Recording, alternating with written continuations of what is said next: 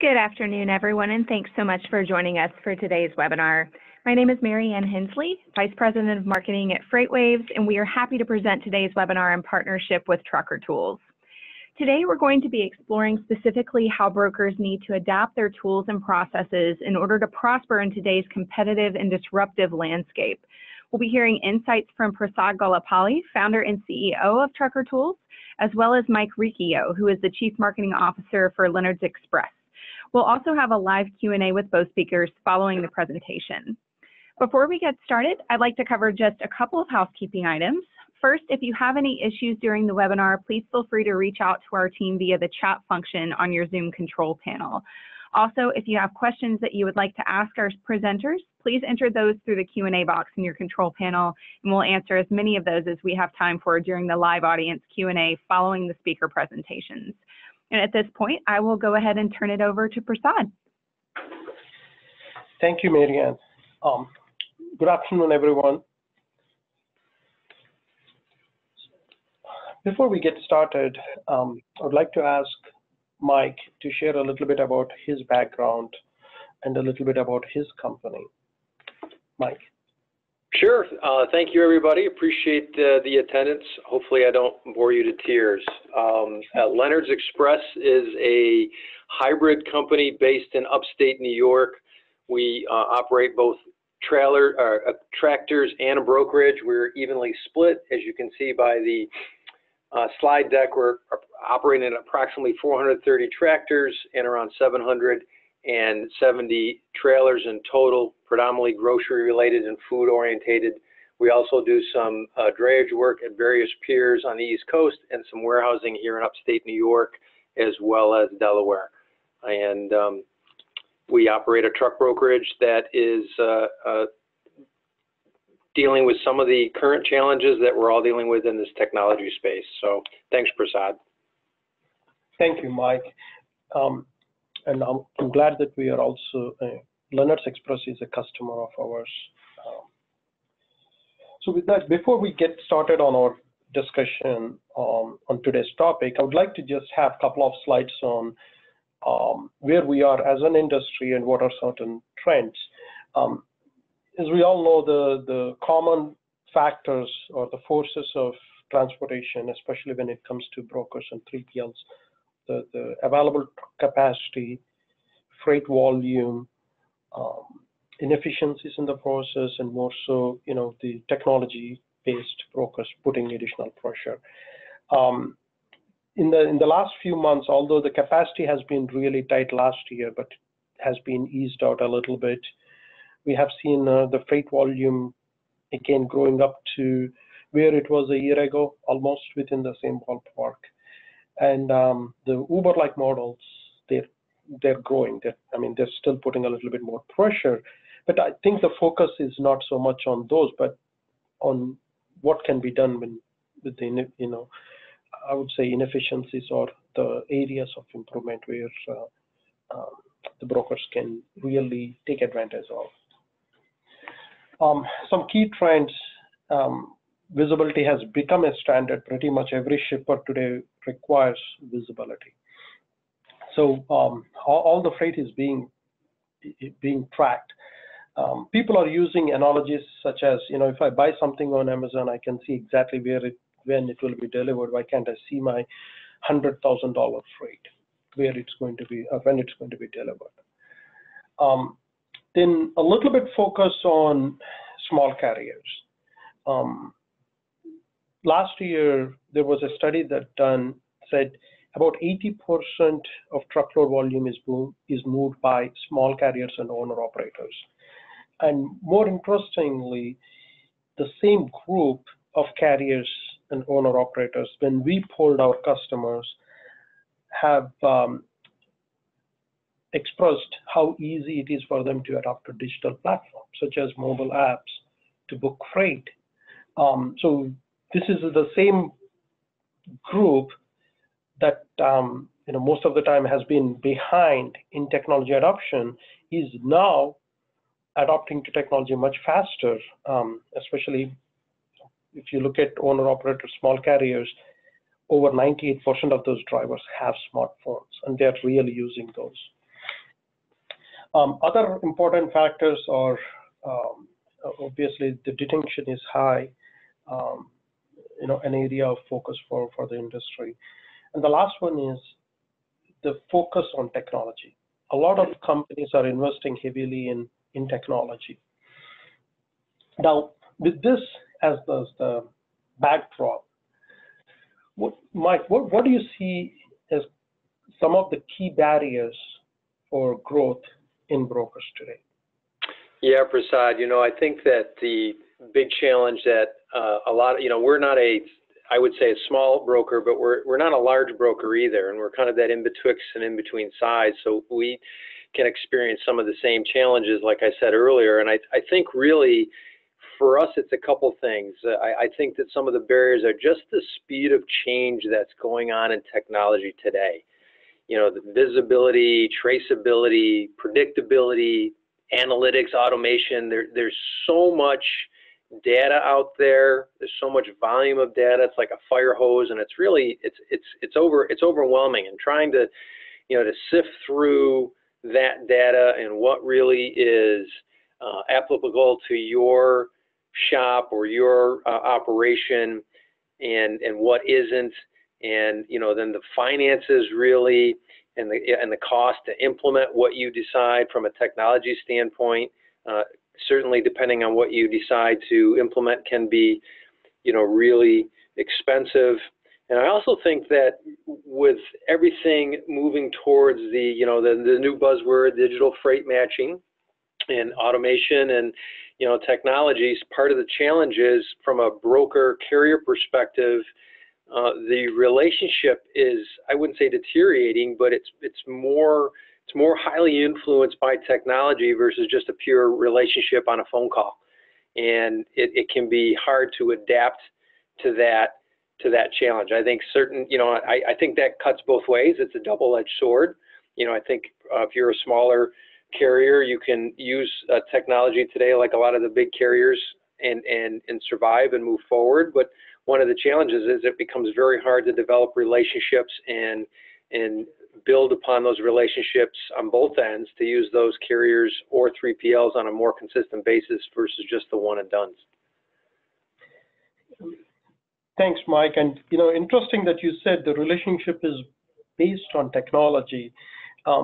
It goes hand in hand with the recent conversations that we had with our customer base, primarily owner-operators, and they all seem to be looking at technology as a medium to communicate with their brokers or 3PLs. They would like to send the PODs from their phone or ask questions from the phone, whether it's texting or sending emails even. The phone, the mobile app, or the smartphone has become a huge, I would say, center point for these small carriers as point of communication. And it's interesting to see how the human relationships, which were the backbone, would be not totally codified, but how that can take advantage of technology, like you said.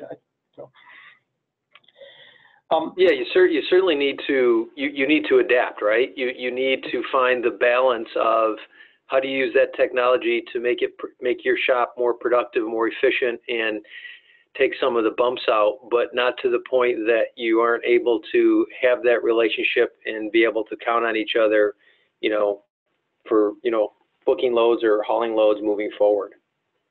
Yeah, absolutely. And do you see this technology transformation as a factor for competition for brokers or 3PLs, or do you see that as another hurdle in the process? So how do you see technology playing a role in competition?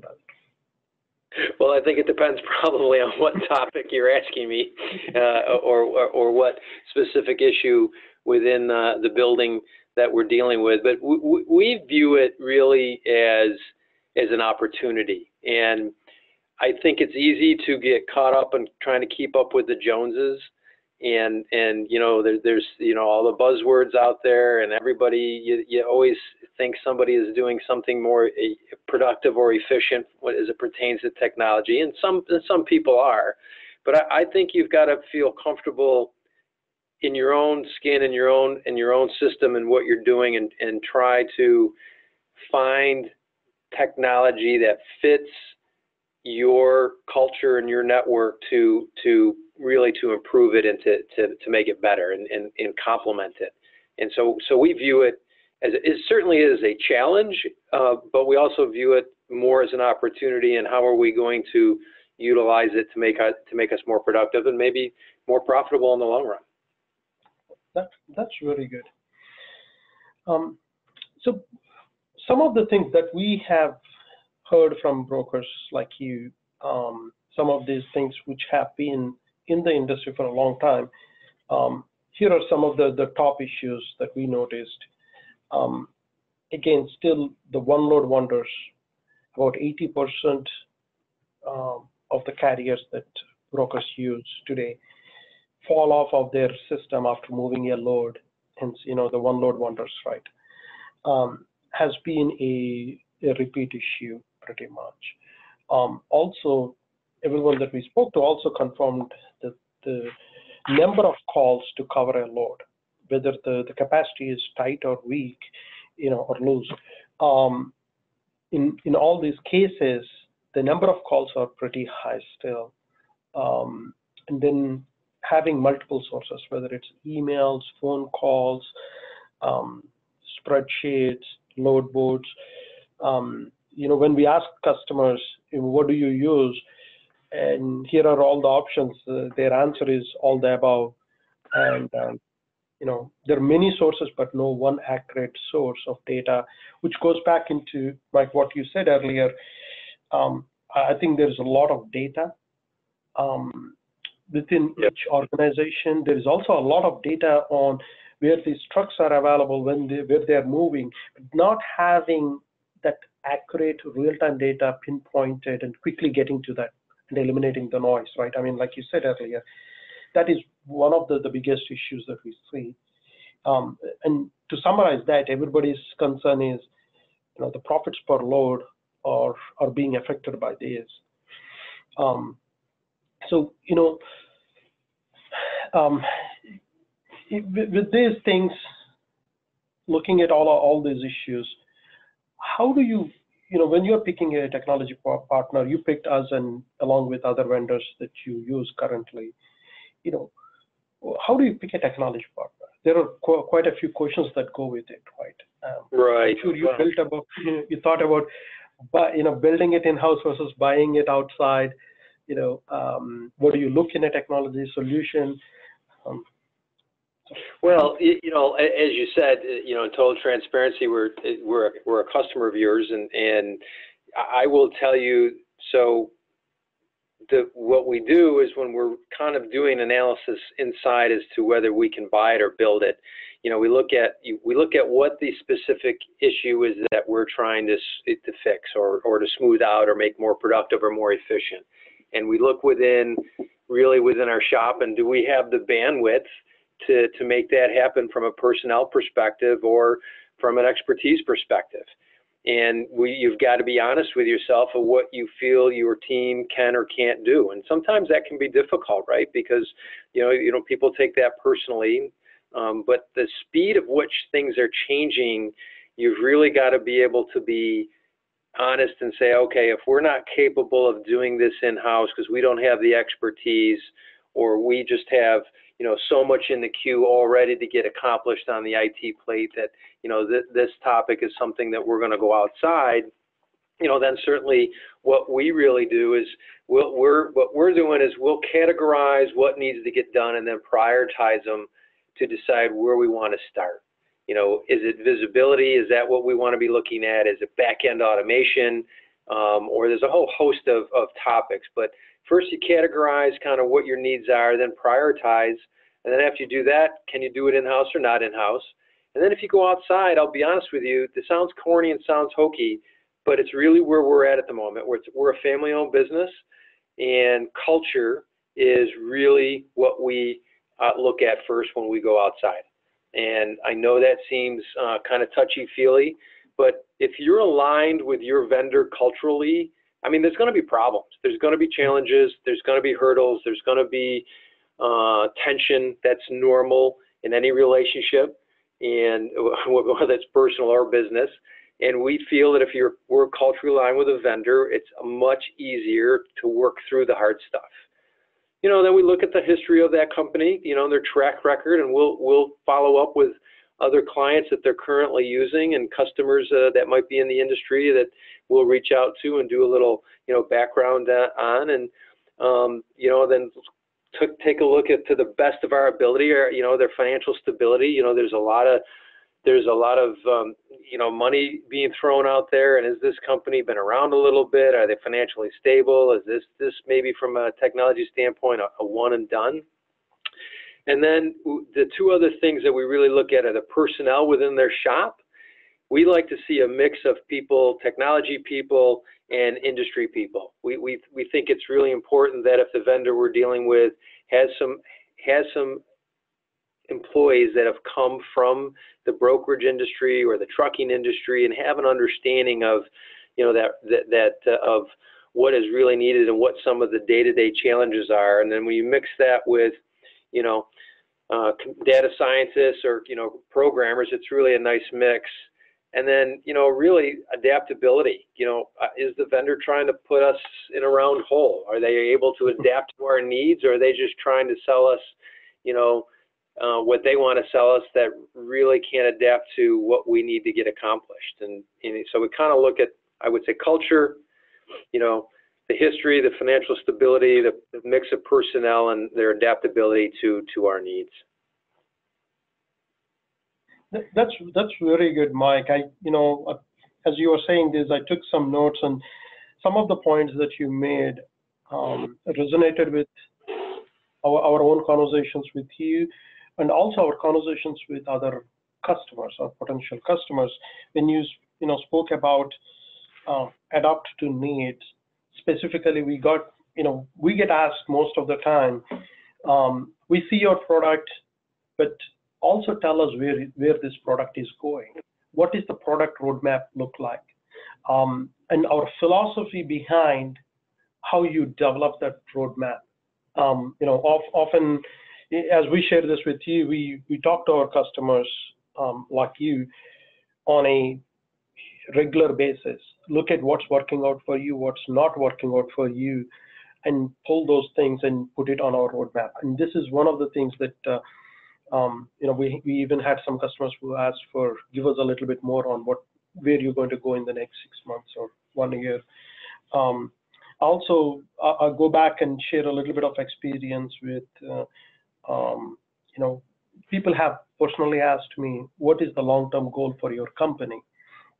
We're not getting that question asked that much, but earlier days they used to, because we are providing services to brokers and carriers. Are we going around brokers to shippers, or are we doing something else? Is this just a one and done, like you said? Right. Those were some of the questions we got asked.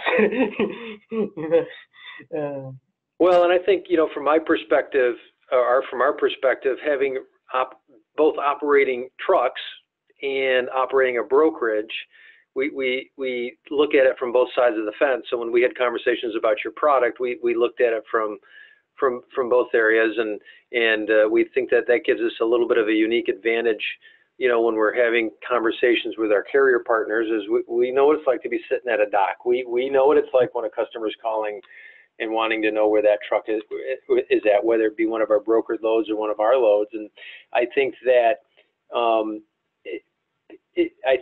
also people are concerned. There's all this talk, as you just indicated, about disintermediation, and I think how we look at it is we're not being laissez-faire and just burying our head in the sand and not paying attention to it, because I don't think that's really appropriate.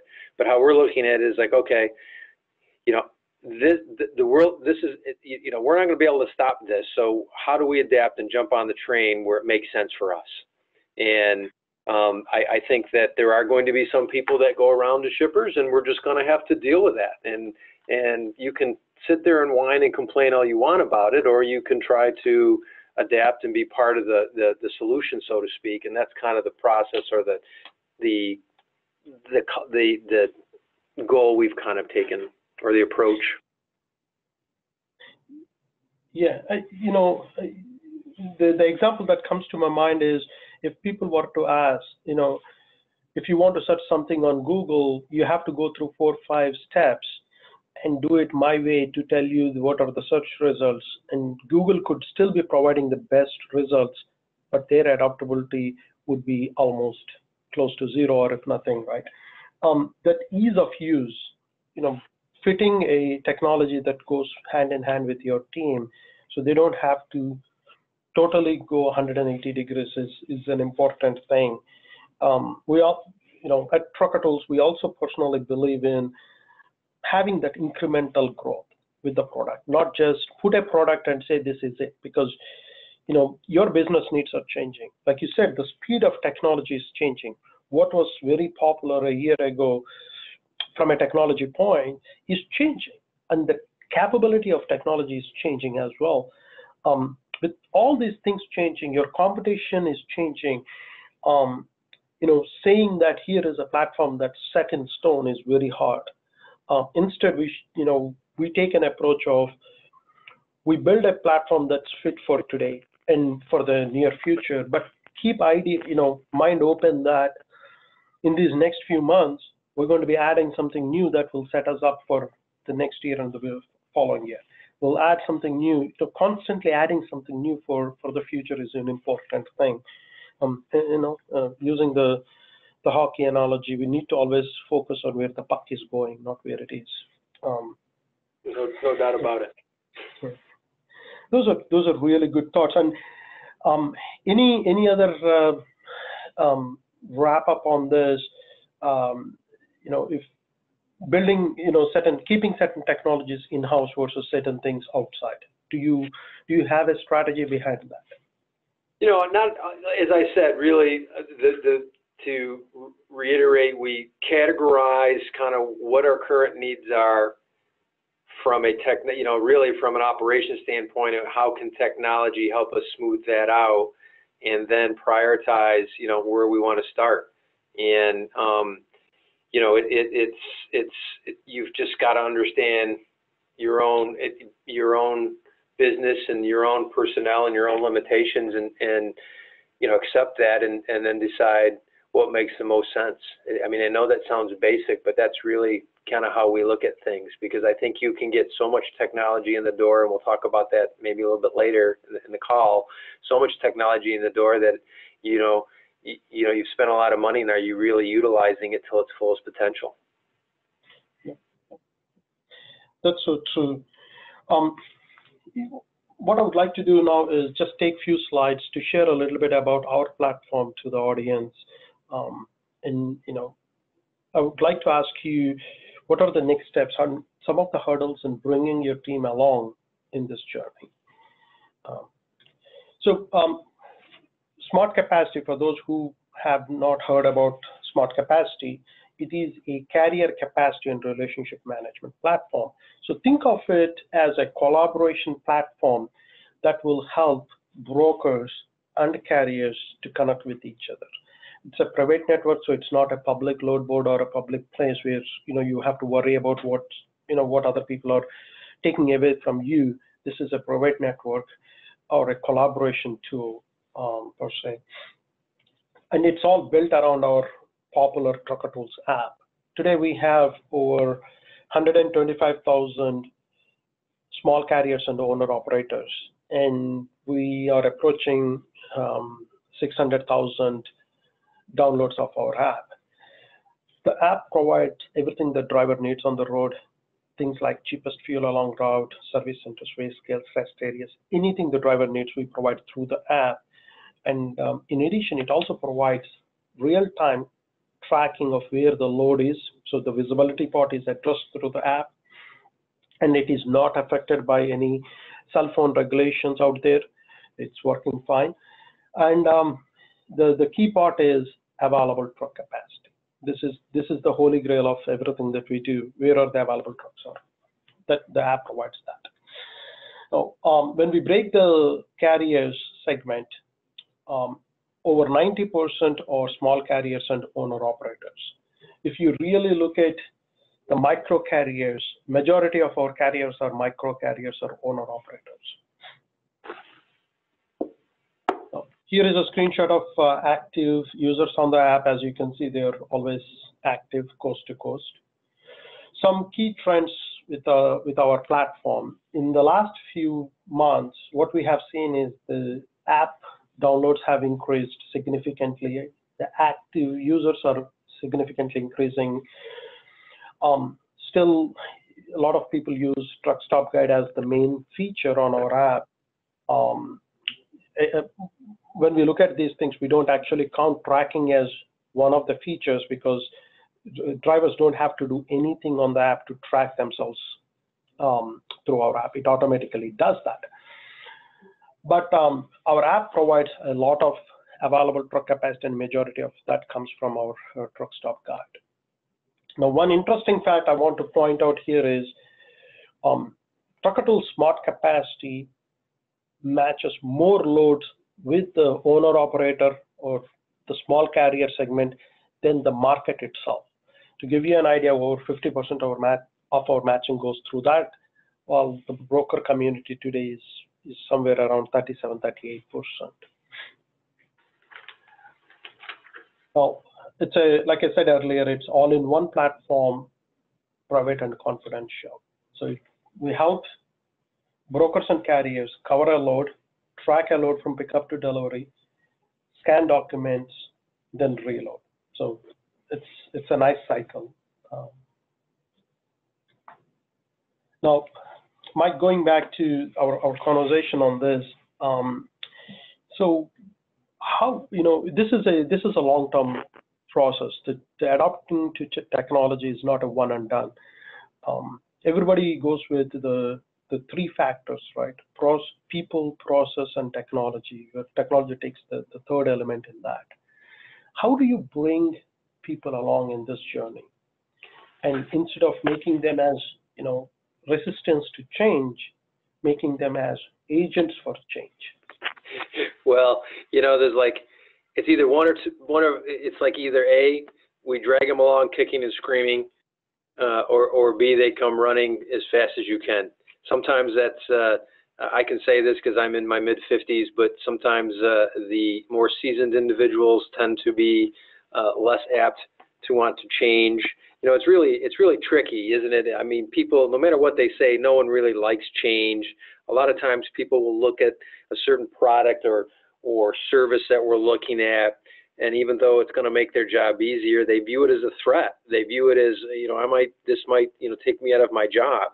And really that's kind of how we go back to culture, and we, talk to the individual that, we're not looking to reduce their job. We're looking to make their job easier.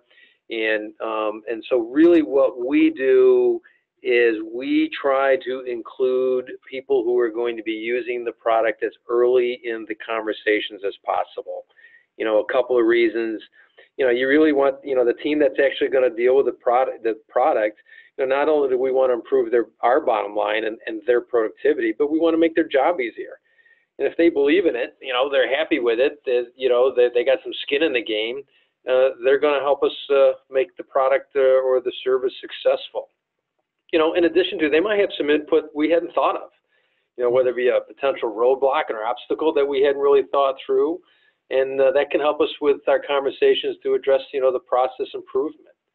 Once we kind of convince people, we've got to show it. We've got to do regular, consistent check-ins to make sure that it's really working the way we thought it was. Is it really improving productivity? Is it really making your job easier? Are we really getting our return on our investment? And honestly, we really try to celebrate early wins and communicate them to everybody, so that everybody can really see that the service is really doing, what we said it was going to do or what we were told it was going to do. But I think if you get people involved as early as possible, and sometimes that can be difficult, right? When you're dealing with a large investment, if you're a top-down company, you might not include people or have the opportunity to include people as much as you should. But we have found here at our office that the more we do that, in the long run, we're more successful. That's interesting that, having that conversation with people is such an important part, because at the end of the day, company could buy the best technology, including us. But, if we don't train our people, if we don't have their buy-in, the technology is just sitting there to be used. And most of the time people are working around it. We have seen examples where in some brokerages, when we spoke to them, they have their carrier salespeople still calling the carriers in a spreadsheet where, it took us a little bit of time to walk them through the process. But once we showed to them, instead of you calling these 50 carriers every morning, if we could bring your list down to, call only these 10, because only these 10 are really available, the other 40 are not available. Having that conversation and training has been a big part. Mike, how do you see training fitting into this? This whole change process, training your people? It's critical. Actually, after this call today at 3:30, we have another training group with your team today at 3:30 for a group of our people, and you've already done 3 or 4 training sessions for us, and we're not that large of a company, and what we're really trying to do is we're finding, this is not a sales pitch, we're finding many benefits from the tool. And we used to send out an automatic email of our available loads every day, and we don't do that anymore, because all of our available loads are automatically updating in the app, and we're getting calls from carriers from loads we haven't even posted or talked to anybody about them being available yet, because they're getting them on the app. And so we kind of will celebrate that here, so people see that we're trying to make their job a little bit easier. But to go back to your training question, especially when you're bringing in new, you can't do the initial training. We've made this mistake enough that we didn't want to do it with your tool. You can't do the initial training and then think everything's okay without checking back in or retraining after a period of time for 2 reasons. One, a lot of times people are multitasking when they're on a webinar training, right? They're trying to get their loads covered. They're trying to get through the day. They've got a lot going on. And 2, sometimes you get new people or you get a new service or, a new aspect of the service that people need to get a little bit better, nuances from. So for us, it's about having regular, consistent training, which we've not always done. For me to tell you that we always have done that would be a little disingenuous. But with your tool, we've got a schedule here. Troy Wheaton, who's our VP of logistics, has a he's got it in Outlook as to when we're going to come back and say, can we do another demo just to kind of retrain people? So it's critical. Thank you for saying that. And likewise, we do feel the same thing. I'll share with you how we think training plays a big role in this. For us, if when we come to a customer like you, I know you're humble to say you're small, but every customer is big in our viewpoint, and in your case, you're a large account as well. So when we come to you and ask you for feedback, typically what we get is, yeah, this is all going good, or I have to talk to our team, because you're not day to day looking at this platform. You're looking at a strategic direction of the company. And so the real feedback comes to us from your operations people. And the training session is the key for us. So when we do training, our trainers are actually looking for ways to see the feedback, the questions that people are asking. So if we get a lot of people ask about something that we think is obvious, obviously it is not obvious for them. So, we didn't make it easy enough, right? Or, especially the active users on your end, once we can get the conversation going, they try to drive the conversation, what else the product can do. This is an important aspect for us as a technology company to hear this feedback. I mean, these little things that your team says and bring it back to our roadmap. That is really the core part of a product enhancement for us.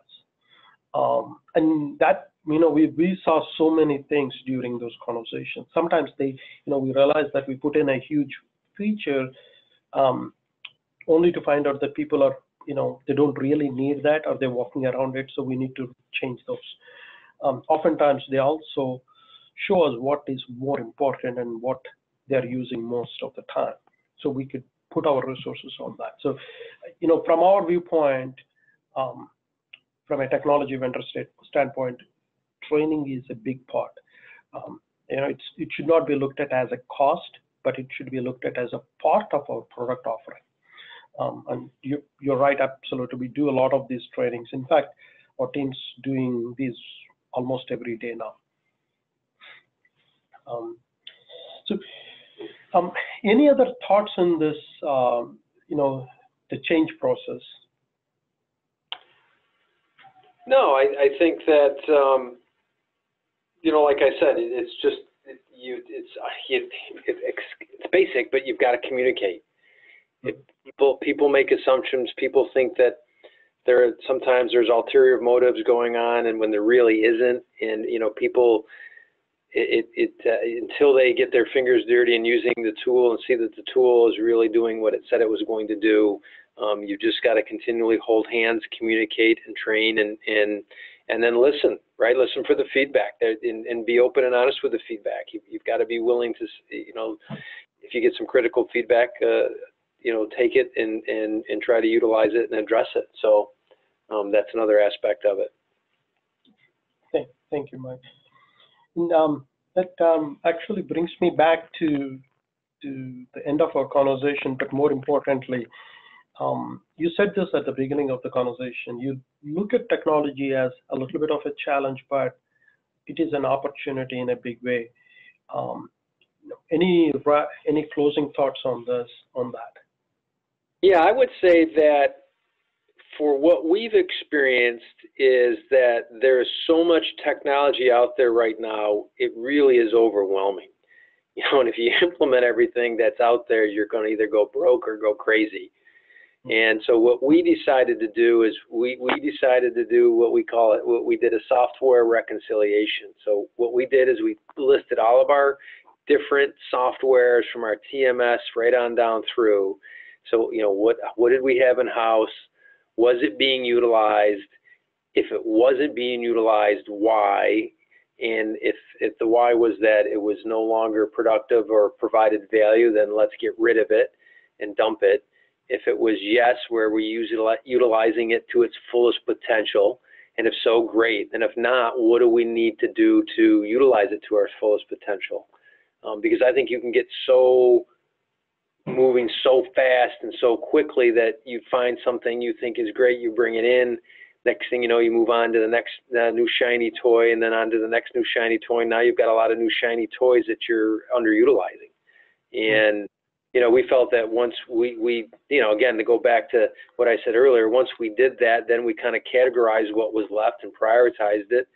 And I also think that for us, we found that it was very helpful if we had a mix of people with experience or seasoned individuals combined with younger people on the team helping us make some of those decisions, right? So you've got maybe individuals in the room that have a lot of history and understanding of the industry, but maybe don't have the technology savvy or a little behind on the curve on the technology opportunities, combined with younger people who maybe don't bring as much experience, but they really understand technology today and can give you a really interesting perspective from that side of the fence. And we found that it brings a pretty good balance and helps us, to get over some of that resistance to change.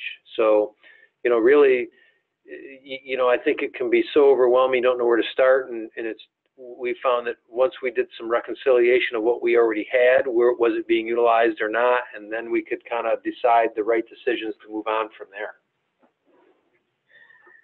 That's a very nice wrap up, Mike. I appreciate you taking time to share all your thoughts on this process. There are a lot of insights in this for a brokerage out there today, looking at how to navigate this. The times are changing. There's competition from everywhere. Everybody wants to be more efficient and wants to grow. The things that you said are so invaluable for are priceless for these guys. To really get a roadmap of how they would like to take technology out there, or today's technology and future technology as well. It's not just today's technology. So with that, thank you for taking time. Marianne, I would like to pass it back to you for questions. Absolutely, and thank you, Prasad and Mike, for sharing your perspectives. I think that was extremely helpful for everyone on the line today, and I know I learned some things. So at this point, we'd like to go ahead and take time for some questions from the audience. If you're listening in and if you haven't already submitted your questions, please feel free to type those into the Q&A section of your control panel. And we'll go ahead and get started with the first one. So when companies need to move from legacy systems and processes to upgrade and evolve and stay ahead of the curve, there can definitely be some cultural challenges to overcome. And you both touched on that a bit as well.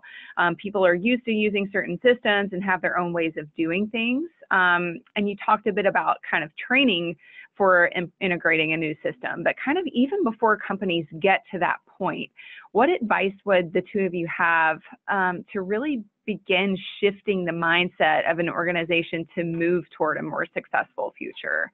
Prasad, we can start with you there. I would say the very first thing is there's always going to be a new technology out there tomorrow, something more shinier and everything. There has to be a real value. Identifying, let's say you're using a technology, knowing what is not working in that technology is very important. Two, even before that, what are the business needs for the technology in the first place? So for example, if you're using a matching platform, what do you want to get out of it? It's not just matching. You want to increase the number of loads covered for, say, carrier salesperson to a specific number, right?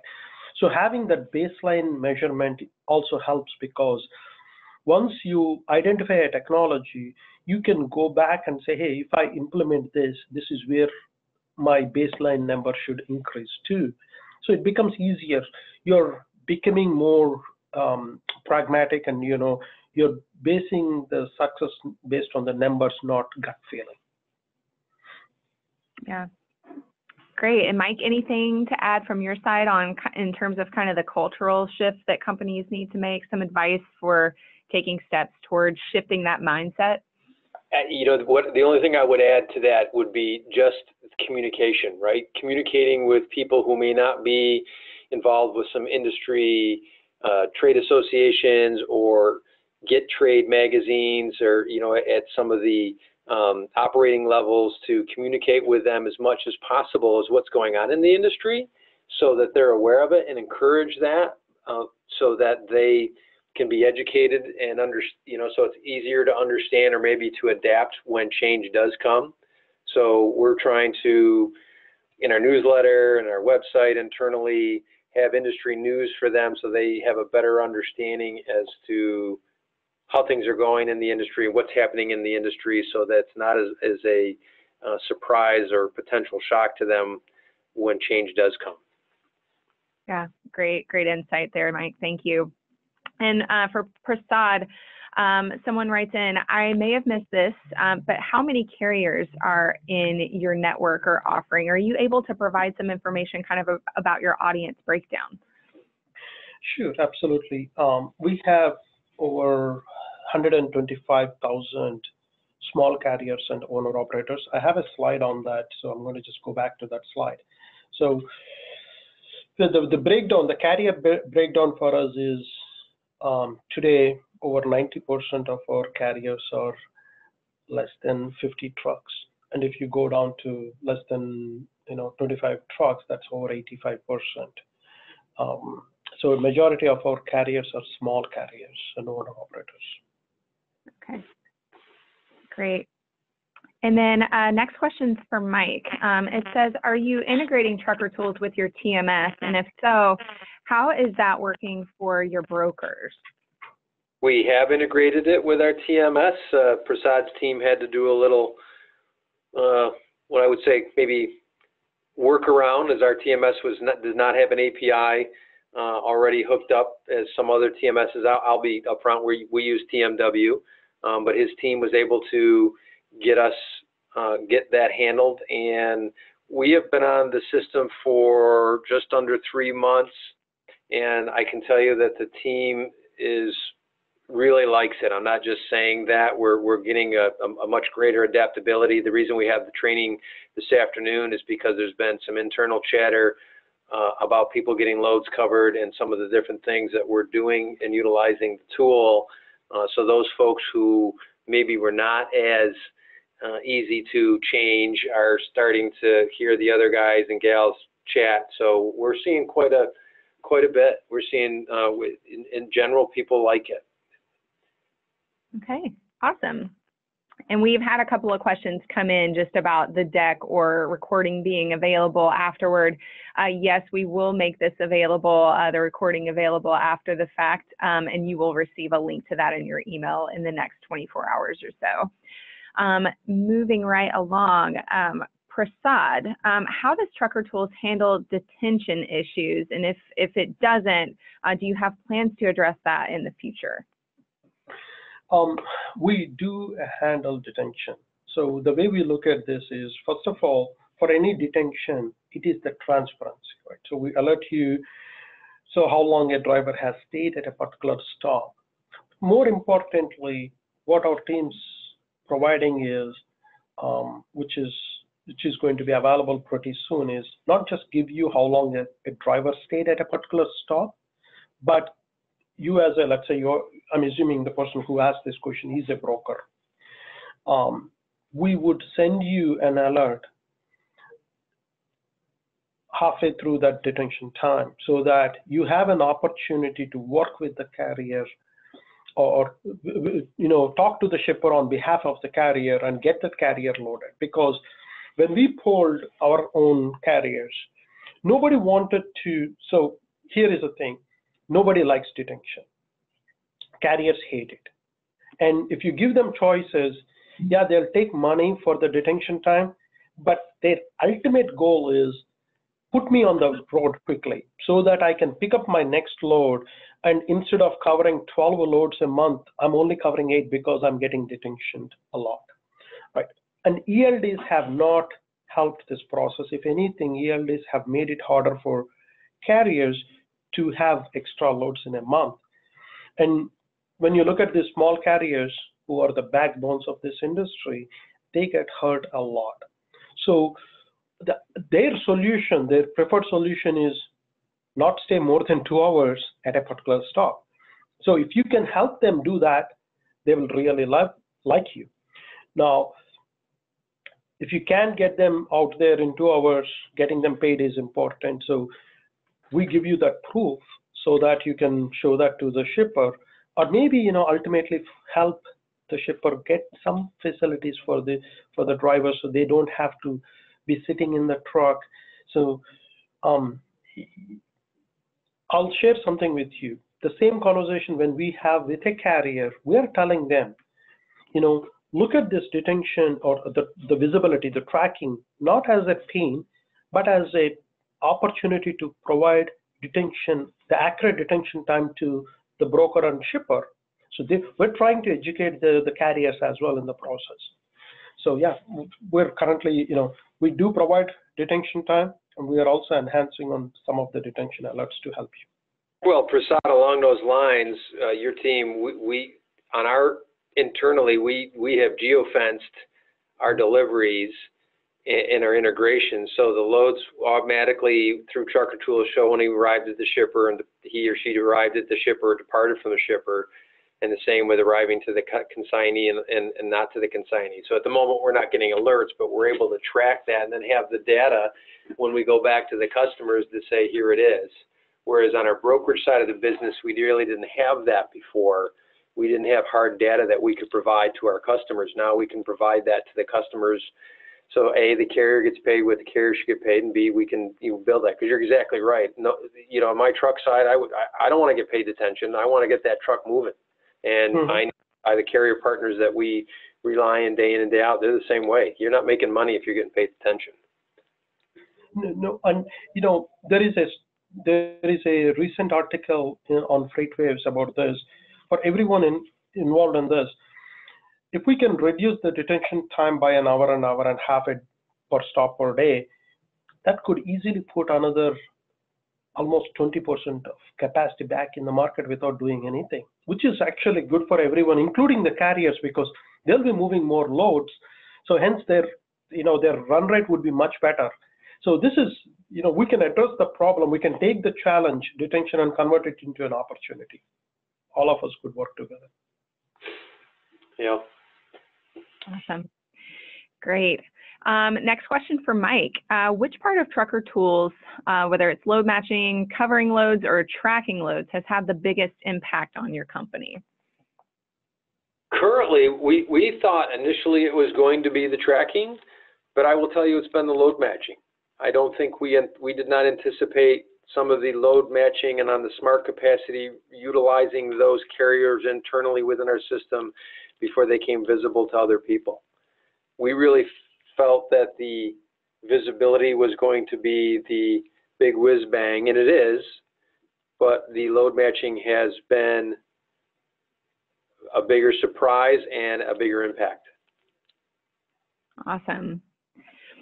And then for Prasad, why is it that 80% of carriers are one and done? Is there a solution to keep smaller carriers frequently active and available?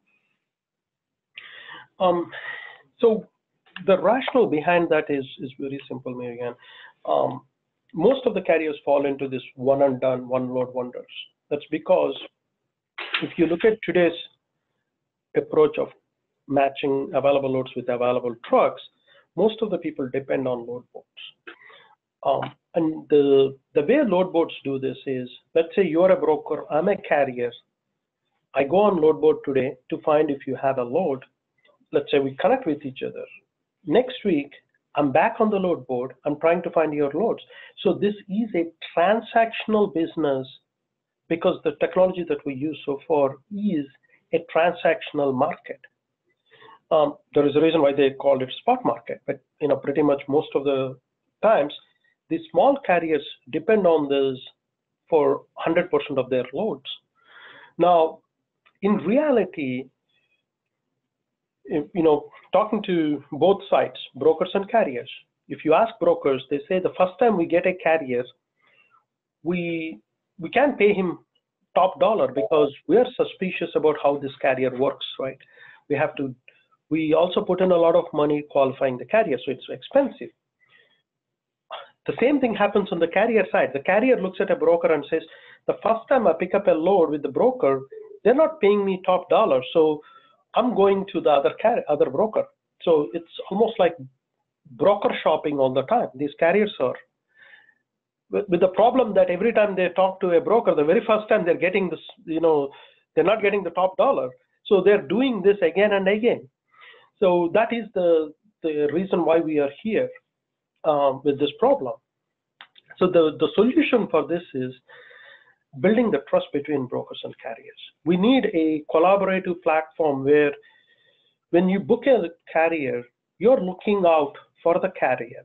You are already looking at where this carrier is going, what other loads can I book, what other trucks this carrier already has. So in lack of better words, we call this as the black book on the carrier, like our carrier intelligence. We already built that into the platform. So when you're booking a load through our smart capacity, we already tell you where these carriers, what markets this carrier runs into, what other trucks that this carrier has for you to fill. And when you put a load on the carrier, we're trying to reload that carrier in with your loads first. So by doing these things, we're encouraging the carrier to stay with you for a longer period. So, if you're a typical broker, you have thousands and thousands of carriers qualified in your network. Obviously, you don't need all of them. you can just keep some of them 100%, the profitability goes higher. That's, I mean, not that I'm encouraging them to let go their carriers, but I'm just saying, you know, they have to look at keeping the carriers for longer run, not one and done. Yeah, great. And then for Mike, what is the percentage of your loads on the broker side of your operations that you use trucker tools for? And do you use it for your assets as well? So currently we do not use it for our assets. That's going to be our next step. We will use that for our assets, but in transparency at the moment, we are not. And we are running nearly 100% of our available brokered loads through trucker tools. There are several key customers that have dedicated, that we do some dedicated business with, that we do not run through because we feel that that will create more chaos than it's worth. So it is approximately 90% of the available brokerage business loads that we move run through trucker tools. Okay, great. And then Prasad, specific question about the app.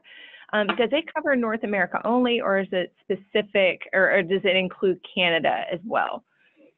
So currently we include USA and Canada. Our app also works in Mexico as well, but the drivers can't download it in Mexico. If they download it in US and cross the border, it still works. Okay, great. And then also for you, Prasad, do you have an API? And if so, what functionality does that have for providing tractor availability to pull into my system? We pretty much provide all the details, and I can connect you with our technology team and our sales team to help you, give you the specifics of it. But through our APIs, you know, we're not trying to filter out anything. We're trying to give you everything that you need to make a decision on those trucks. Okay, great. And then next question, are you using technology for shipment visibility right now, and how are you managing requests for real-time visibility? I can open that up, I guess, to both of you. Well, this is Mike. We are getting requests almost, it feels daily, but it's not, probably weekly from our clients for visibility. As Prasad indicated earlier in the webinar, you know, everybody's used to an Amazon experience, and so shippers want to see the same thing with their products. So we're seeing that daily. They're trying to push their tools on us. We are trying to push back and find a solution through trucker tools where we can, because we're trying to minimize the amount of vendors we're dealing with, you know, as it pertains to visibility. But so from my perspective, we get asked on a consistent basis, almost weekly, and we are, you know, ultimately we are going to do what the customer tells us to do, but we really come back and say, hey, look, do you really need the XYZ or ABC vendor for us to transmit it, or can we use trucker tools to transmit it to your vendor ABC or XYZ? So those are some of the conversations we're having. Okay. Great. And then we'll take one more question here for you, Prasad, before we wrap up our hour here. Can trucker tools be used for vans, flatbeds, specialized, reefer and dray carriers, for intermodal and port orders?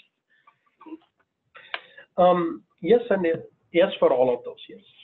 Okay, great.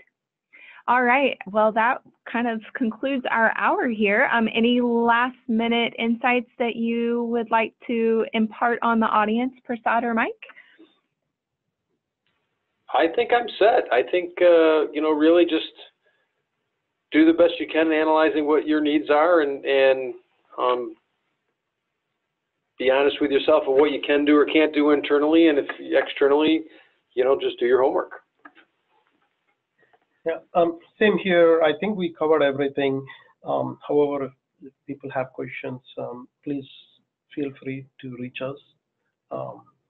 Would be happy to answer any other questions that you have. Perfect. We did have a few more come through kind of last minute, so I'll be sure to pass those along. And for those of you that sent those questions, Prasad or someone from his team will be sure to follow up with you after to make sure you get the answers you're looking for.